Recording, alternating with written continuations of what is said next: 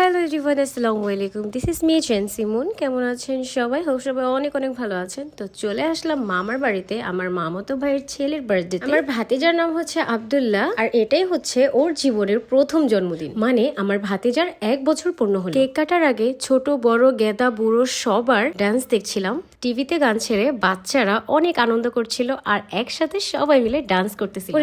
ওরে বাবা এটা কি ডান্স? এটা কি ডান্স ছিল? আগের দিনের সিনেমার ডান্সের মতো লাগতেছে।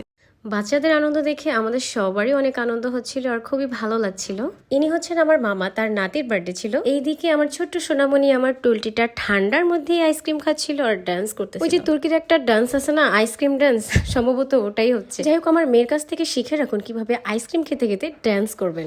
এই যে মুরব্বি দেখতে পাচ্ছেন, এই মুরব্বি জনাবেরই আজকে জন্মদিন। এদিকে আস্তে আস্তে সব মেহমানরা চলে এসছে, সো কেক কাটার সময়ও কিন্তু ঘনিয়ে আসছে।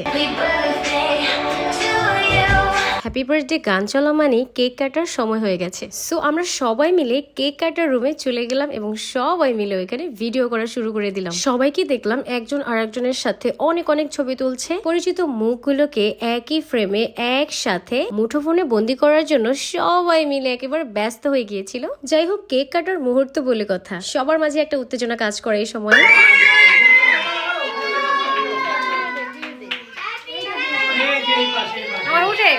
আমি উঠছি।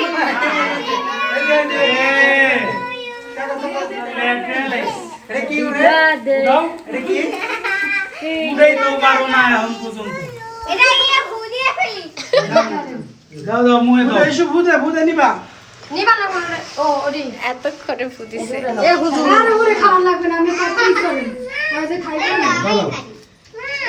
ঠিক আছে, চলো চলো চলো।